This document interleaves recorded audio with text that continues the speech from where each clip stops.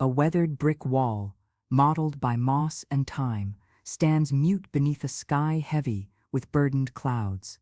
Amid the humid Georgia air, the once grand plantation lies quiet now, but beneath its stillness is a lingering tension threaded through every cracked beam and rotted floorboard. This is no ordinary ruin. Here, history clings like the cloying scent of damp earth, mixed with ash. Records imply that 17 enslaved people met their final shackle-bound breaths within these walls. What shadow lingers where chains once bit flesh? And what price does the land pay for such violence?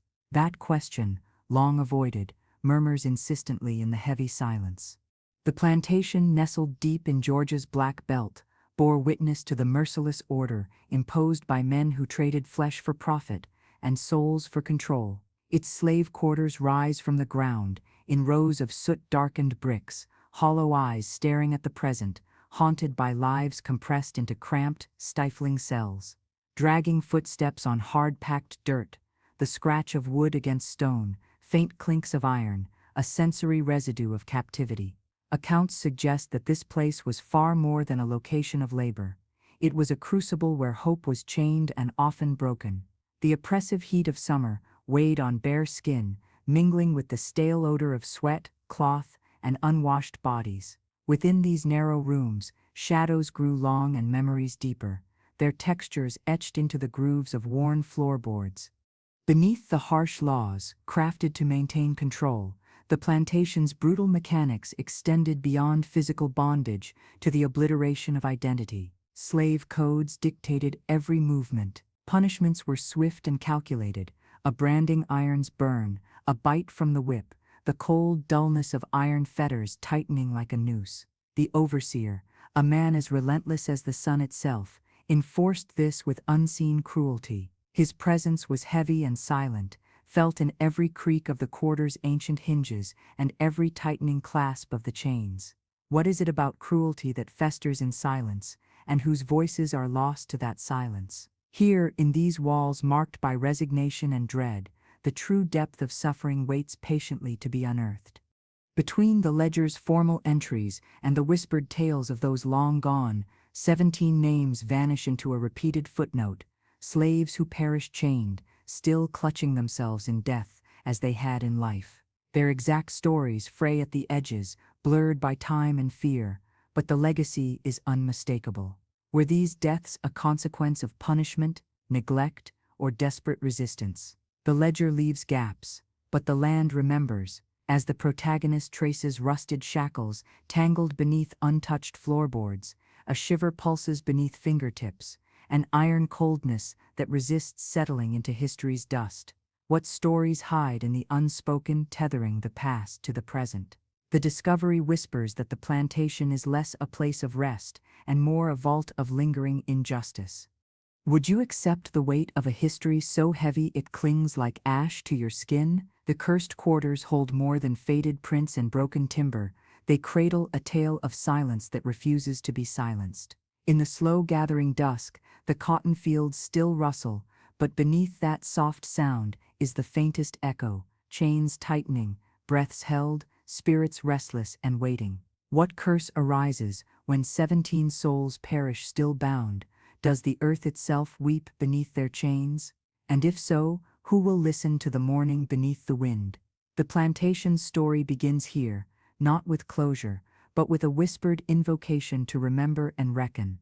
The weight of iron, the grit of dust, and the scent of old smoke entwine as time tightens its grip on this place. The plantation, once a machine of profits and pain, now pulses beneath a cloak of melancholia, its greatest prisoners vanished, but not freed.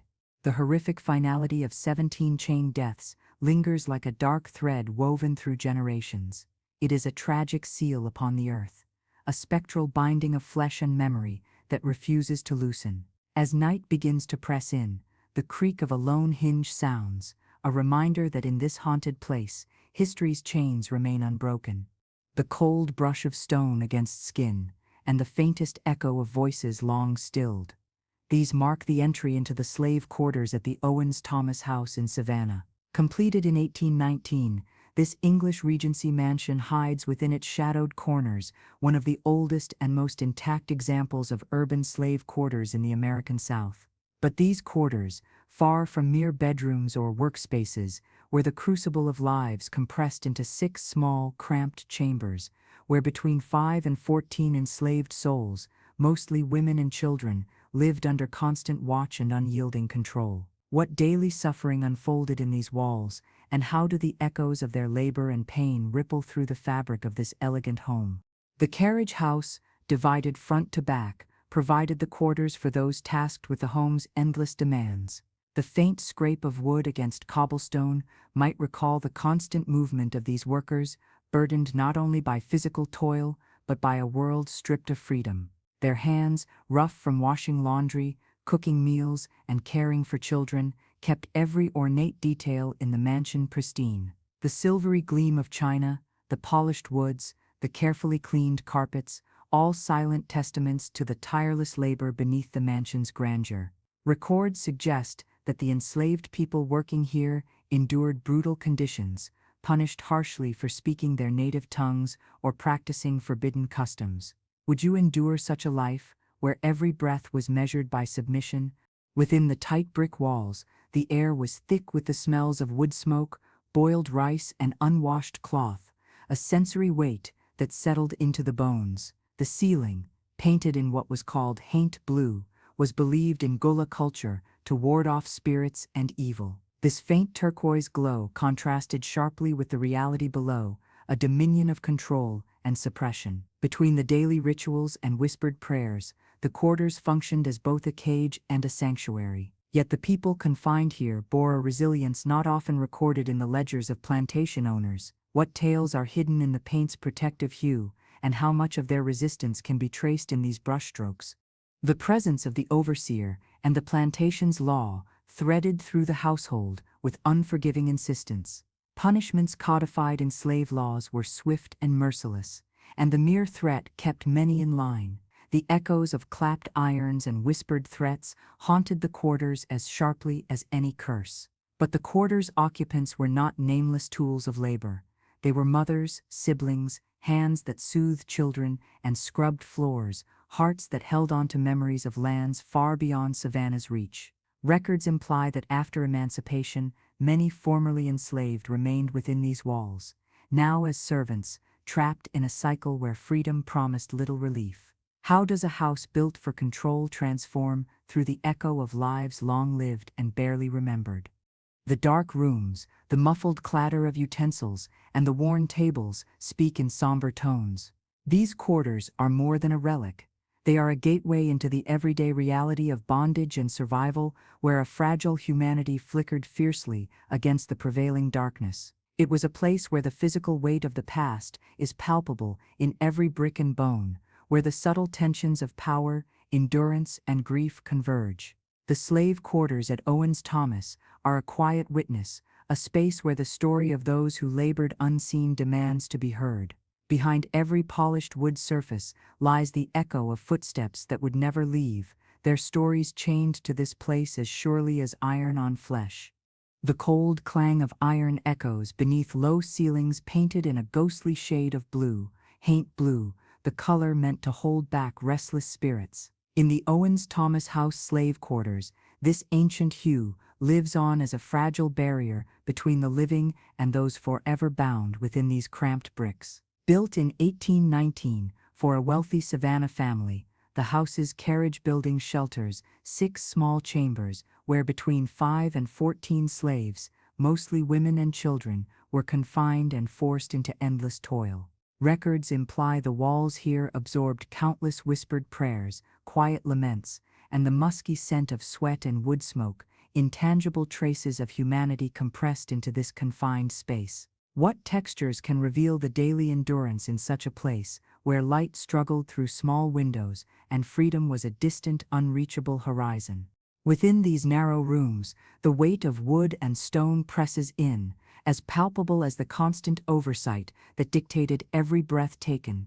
The enslaved women responsible for cooking, cleaning, laundry, and childcare moved through this tight world, their hands steeped in soap and starch, their backs bowed beneath the unyielding demands of servitude. The soft scrape of broom against floor, the clatter of pots in the pantry, and the stifled laughter of children create an uneasy harmony, life persisting under the shadow of ownership. Accounts suggest that violations of the rigid slave codes brought swift and severe punishment. The crack of a whip might follow the faintest murmur of rebellion, or the forbidden use of a native language. Could hope grow amid such harsh arts of control, or was it a thread so worn it barely held? The overseer's presence was a chilling force, unyielding and silent, like the rough iron hinges that creaked under his grip. With dedicated cruelty, he maintained order, wielding punishment as a tool of fear. The physical reality within these quarters was harsh and unrelenting, but so too was the psychological landscape, a domain where every gesture, every look, and every whispered word could carry peril. It is said the ceiling's haint blue paint was a spiritual defense, a quiet rebellion against the weight of despair and the spectral chains that bound souls even beyond death. Would you find strength in such subtle resistance, clinging to a cultural talisman while your world was confined to these four walls of brick and dust? Beyond labor's suffocating rhythm, these quarters housed the intimate and resilient bonds among enslaved occupants.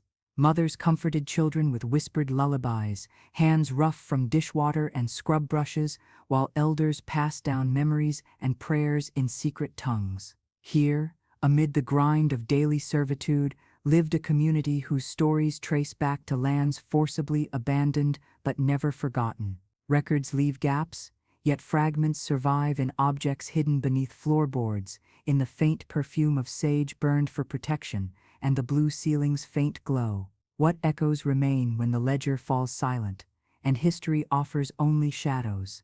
These walls do not just tell of captivity, they whisper of survival and the flickering flame of a stolen past. Would you dare enter a place where human dignity was relentlessly stripped, yet quietly preserved in every cracked floorboard and hand-stitched stitch? The slave quarters at Owens-Thomas are more than remnants of a home. They are a somber testament to those who endured, labored, and lived in the margins of American history. Between desk and hearth, between ornamented marble and the rough-hewn everyday, these chambers hold the invisible imprint of lives, forced to make meaning in chains. The weight of blue paint and iron shackles presses down, a tangible reminder that the past remains present, tethered in these quiet spaces. Here, history's whispered curse is not only a tale of bondage, but a call to listen and remember. The weight of iron and shadow settled heavily in the narrow slave quarters, where whispered memories hung as dense as the humid Savannah air.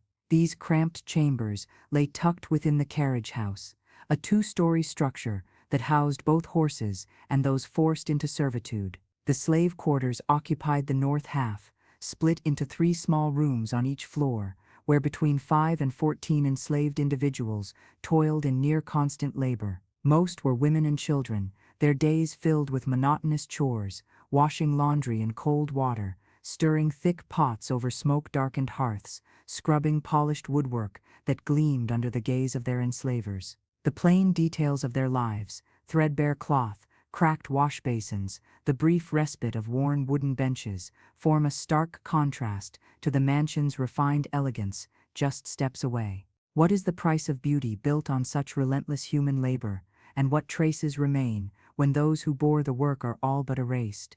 Behind the thin walls, the cold scrape of wooden brooms on cobblestones mingled with the occasional clatter of pots and the low murmur of children's voices, muffled and cautious. The slave quarters bore a silence heavy with unspoken fear and entrenched hierarchy.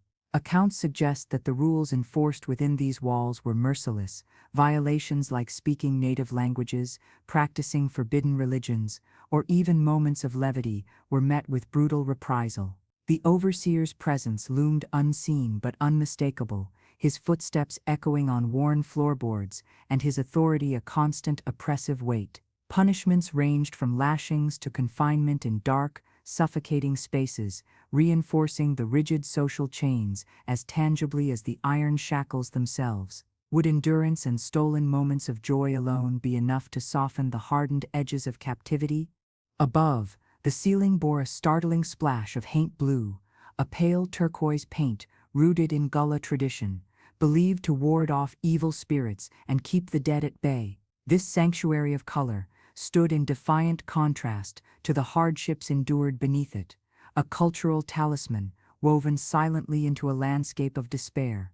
The quarter's timber walls retained the faint scent of woodsmoke and boiled rice, mingled with the salt of sweat and the lingering aroma of soot from constant fires. This was a place where resilience survived in quiet rituals, whispered prayers, shared songs passed down generations, and the small acts of care traded between mothers and children. Yet, the record is incomplete. Gaps in the narrative where human spirit flickered desperately under the weight of dehumanizing control. What strength can a wall of color hold when the world is otherwise painted in shadows?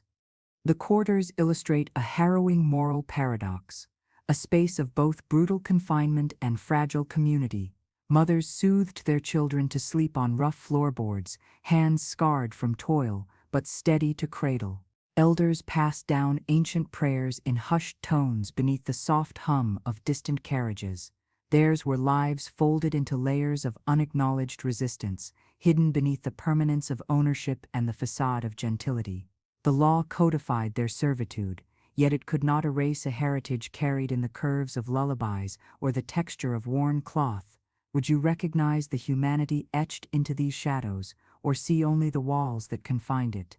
In this house of sharp contrasts, the separation of grandeur and servitude was a deliberate and brutal geography. Between ornate crown moldings and polished silver, behind the facade of wealth, the quarters held untold stories of survival. The weight of blue paint, the scrape of brooms, the quiet strength of shared breath, it all lingers still, pressing against the present as a silent testament to lives chained in servitude, but never broken.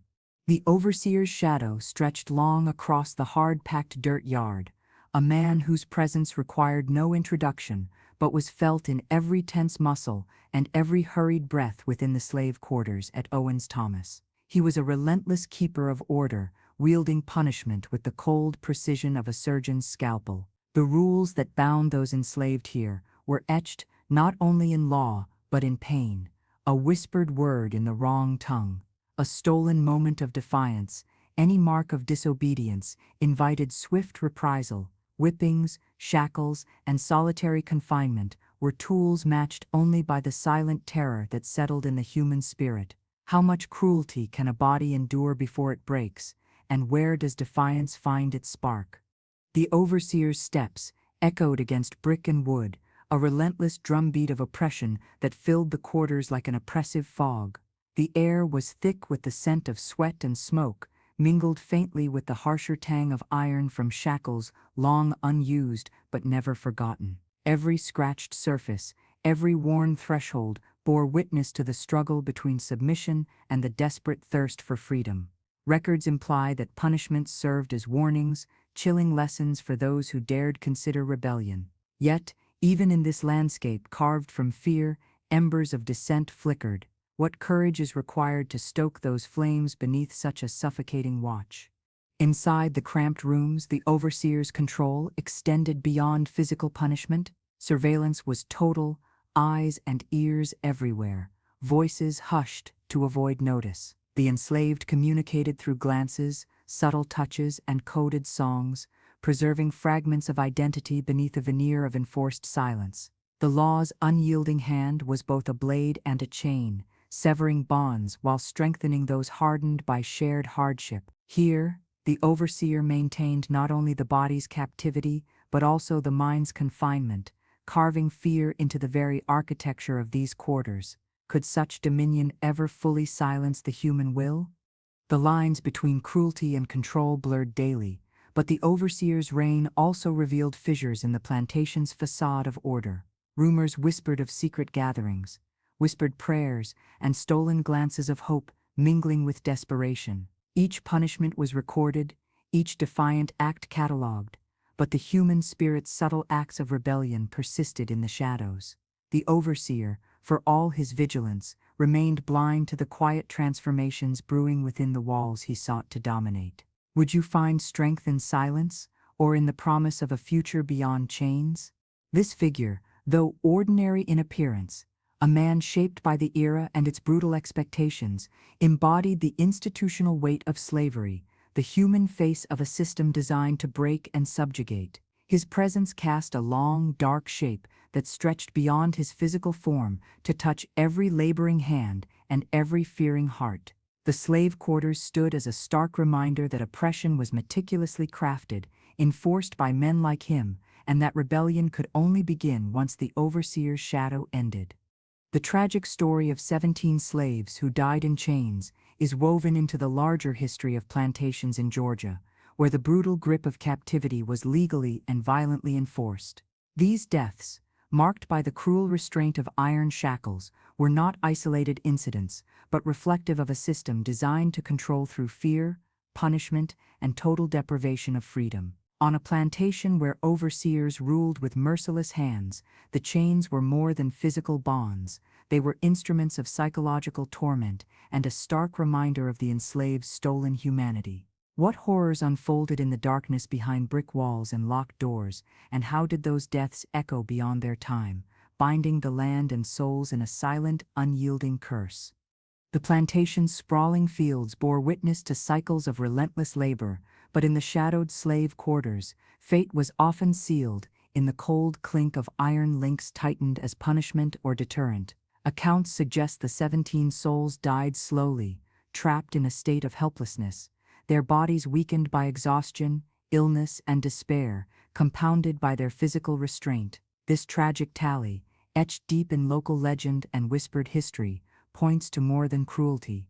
It reveals the catastrophic human cost of a system that denied basic dignity and life itself. How should one reconcile such suffering with the land's quiet beauty that seems to mask those silent screams? The legacy of these chain deaths reverberates beyond the tangible. The curse spoken of in hushed tones by local descendants and plantation workers embodies collective memory and trauma, an intangible presence felt in sudden chills, the creak of old wood, and flickering shadows where light should be. It is a story layered with moral complexity. Between the documented facts and haunting oral histories lies a realm where justice, remembrance, and reckoning remain unsettled. The chains are more than metal. They symbolize the binding of past to present, oppression to survival, and silence to mourning. Would you dare walk a land where every stone and spectator harbors the weight of unspoken sorrow? The deaths of those 17 enslaved individuals remain a stark emblem of the plantation's dark heart. Their chained suffering is a somber ritual, forgotten by history, but alive in the earth itself, a reminder that some legacies refuse to be buried. What remains is not just a haunted plantation, but a living testament to the resilience and the tragic cost of bondage, demanding that their stories be reclaimed, understood, and honored beyond the iron bars and the shadows they cast. 17 souls, chained and confined, met their final days beneath a sky heavy with Georgia's heat and history. Their story, while fragmented by time and fear, bears the weight of unspeakable suffering, bound by iron and silence. The ominous tale of these deaths in chains is not simply a footnote, it is a window into the brutal reality of bondage and its unyielding grip on body and spirit. The very chains that once clamped over wrists and ankles now symbolize a legacy that refuses to be forgotten, binding the past to the present like rusted iron links tightening in the shadows. On the plantation, those chains served as instruments of domination and terror, a physical manifestation of legal and social control.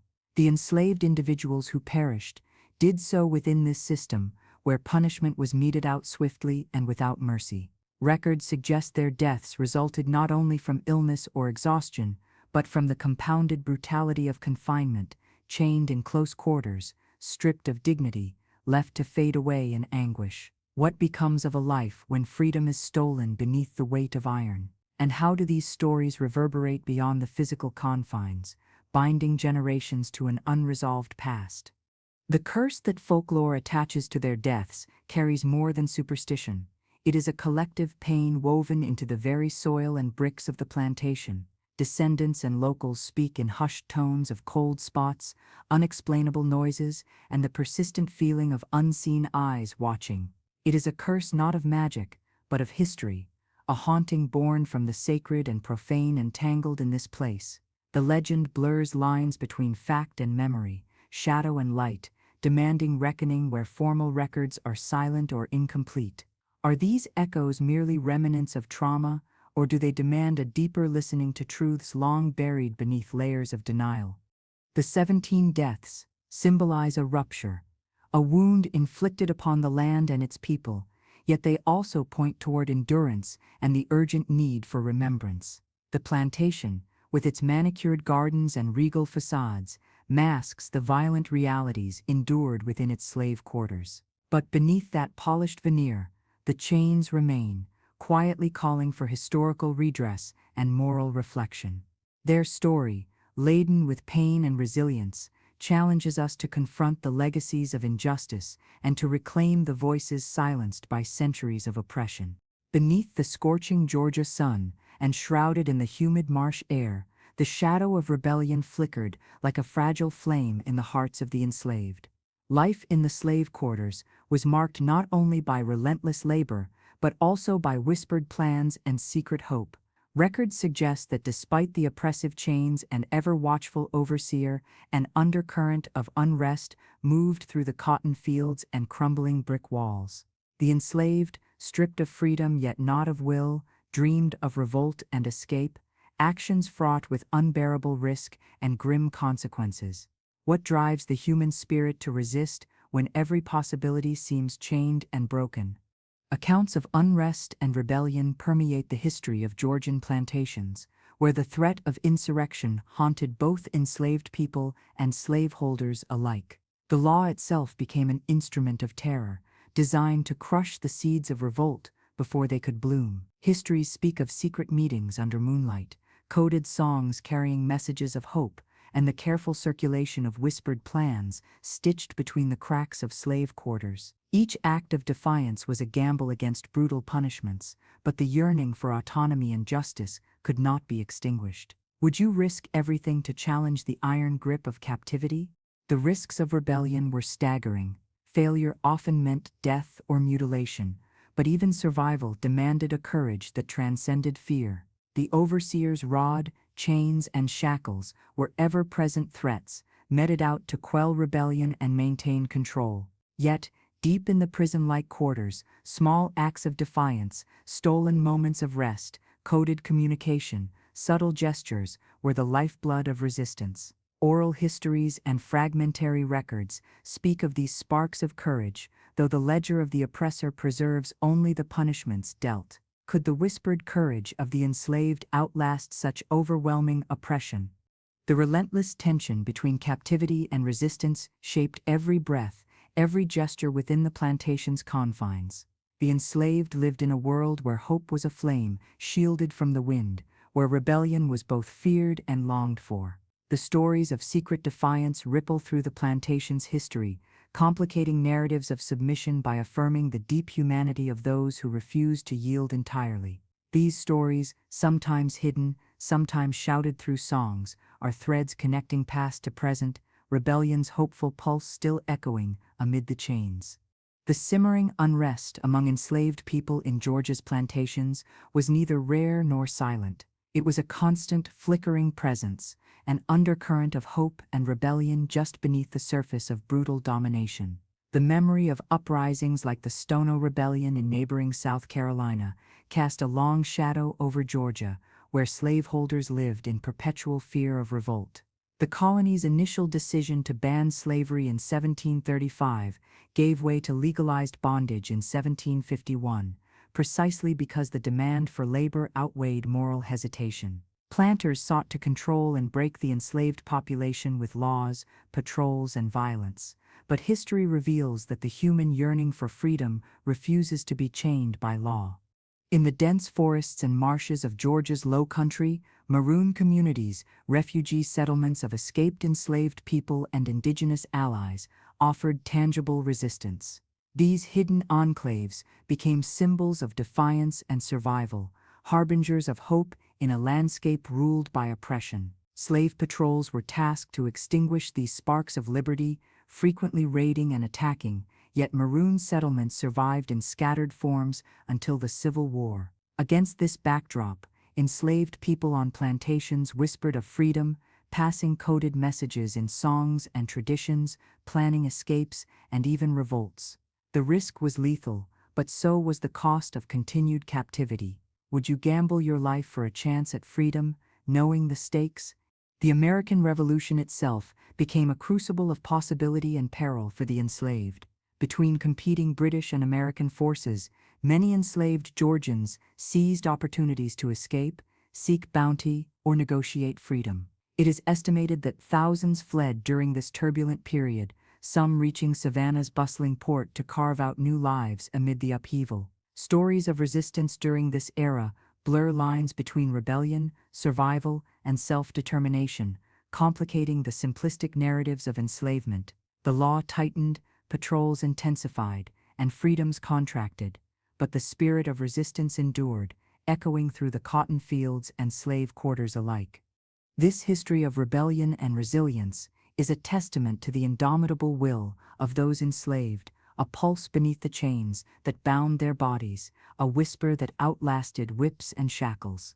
The plantation's iron grip could not fully suppress the human quest for freedom, nor erase the courageous acts passed down in memory and song.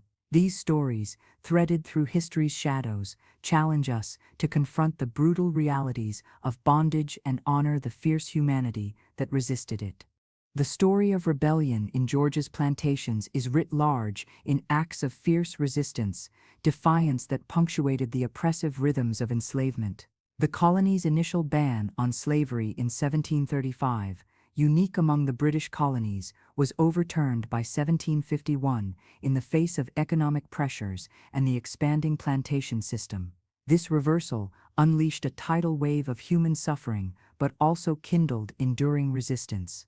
The ghost of the 1739 Stono Rebellion, where rebellious enslaved Africans, crushed in nearby South Carolina, violently asserted their freedom by marching with banners and weapons, haunted Georgia planter society.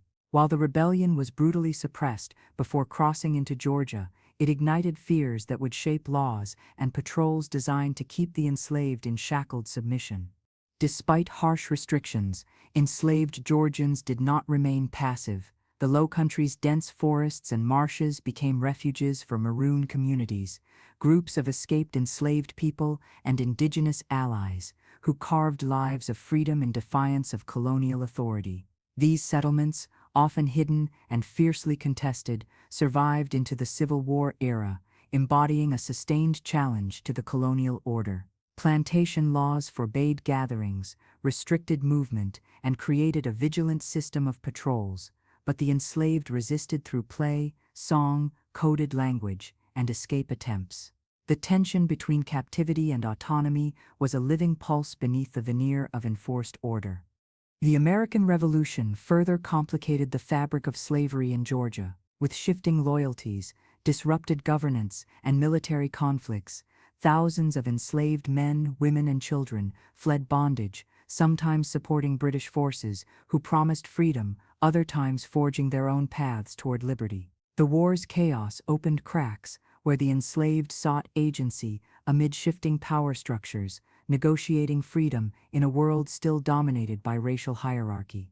Yet the cost was still astronomical, and many paid with their lives or endless servitude under new masters. Could resistance truly flourish in a system built on denial of humanity? Thus, rebellion in Georgia was both physical and spiritual, a refusal to be wholly owned, silenced, or broken. The stories of escape, revolt, and silent endurance thread through the plantation's history and the ghostly echoes of places like Owens-Thomas. These narratives deepen our understanding of slavery not as a static condition, but as a contested terrain where the human spirit's fervent desire for freedom was an insurgent force against all odds. The Owens-Thomas House, completed in 1819 in Savannah, Georgia, stands as a grand example of English Regency architecture and a stark monument to the intertwined histories of wealth and human bondage. Originally built for Richard Richardson, a shipping merchant and domestic slave trader, the mansion was designed by the English architect William J. The house, with its elegant facade and intricate detailing resembling those in Jay's native Bath, was an emblem of new wealth emerging from the southern cotton economy. But behind this ornamental splendor lay a harsher truth. The carriage house on the property concealed one of the oldest and best preserved urban slave quarters in the American South, where between 5 and 14 enslaved men, women, and children lived and labored under constant constraint. The slave quarters bore witness to the daily lives of those who served the household and maintained the mansion's grand facade.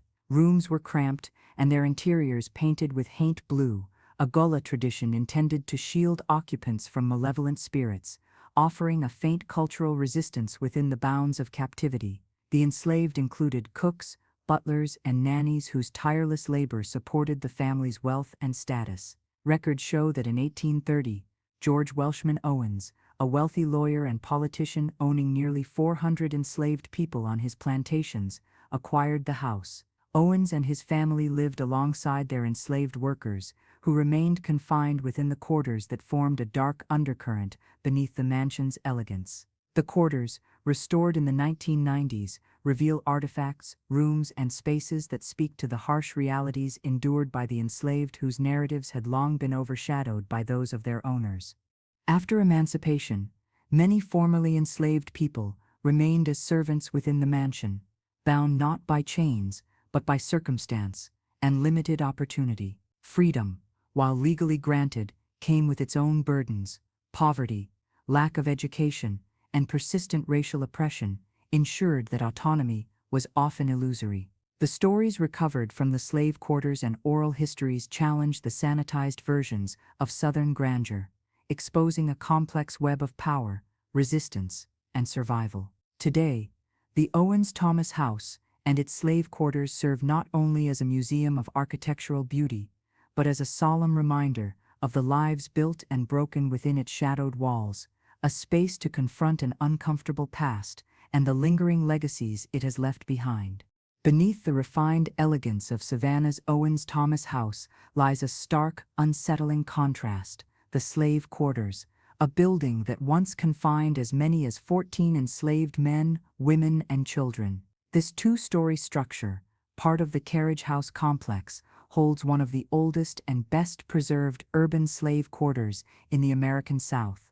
Discovered and restored in the 1990s, the quarters reveal a haunting narrative far removed from the grandeur of the mansion itself.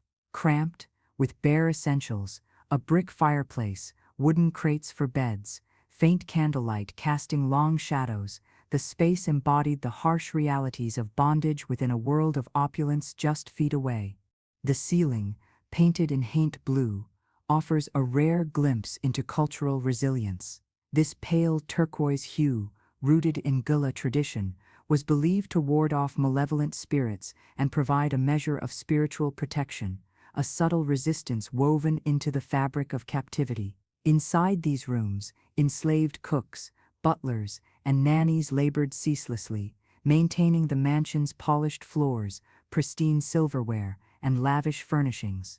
The butler, for instance, oversaw the care of valuable china and vast piles of laundry, a silent testament to the invisible labor that upheld the household's wealth and status. Names and stories of those confined here remain largely unrecorded, lost to the enforced illiteracy and suppression that sought to render their very existence invisible.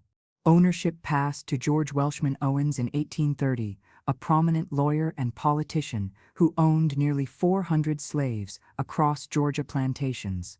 He and his family resided in the Grand House, while enslaved workers remained confined to these quarters. After emancipation, many formerly enslaved individuals continued to live and work on the property as servants, a grim reminder that freedom was often hollow. This continuity of servitude, under different names, underscores the complexity of abolition's legacy, where emancipation did not immediately translate to autonomy or justice. The Owens-Thomas House today stands as both a monument to architectural beauty and a site for confronting the painful layered truths of the enslaved lives that sustained it.